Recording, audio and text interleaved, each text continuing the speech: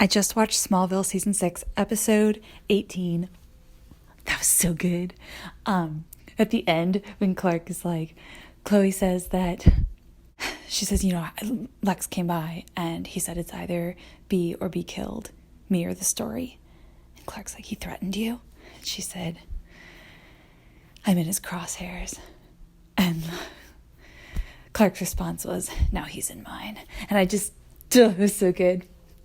Anyway, I love Chloe so much. I'm fierce about her, and I love that Clark is fierce about her too. If he wasn't, I don't think I'd keep watching this because of his just drama with Lana and Lex and everything, that sometimes I feel like he doesn't respond appropriately to situations. Even though, I don't know if there is an appropriate response to some of these situations, it still can be painful. And it might be too painful if it wasn't for Chloe. The fact that he can always be behind her, he always has her back, he always responds appropriately when she is in danger, and he trusts her now in multiple ways, it just is so satisfying.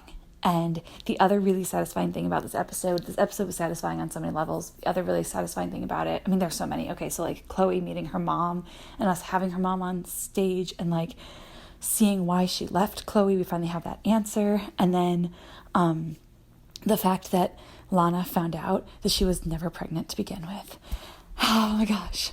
I suspected that, but I didn't actually give it credence. I didn't actually think that would be where they were going to go with it because I thought it would be too simple of a solution, that Lex was tricking her into thinking she was pregnant so she would marry him.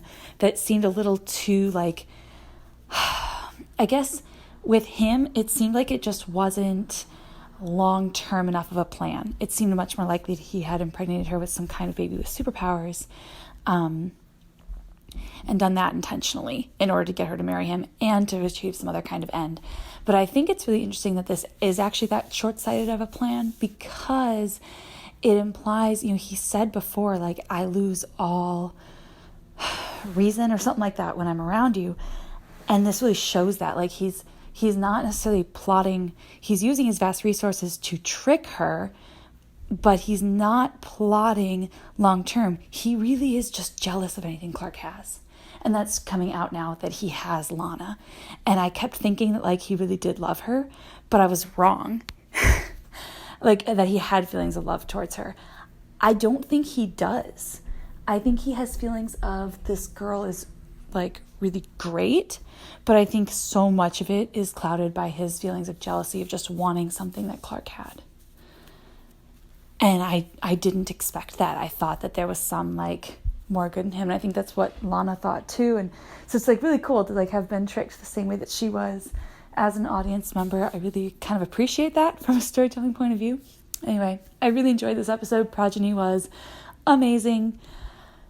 I am super excited about it. It's probably one I'll go back and rewatch someday. Cool.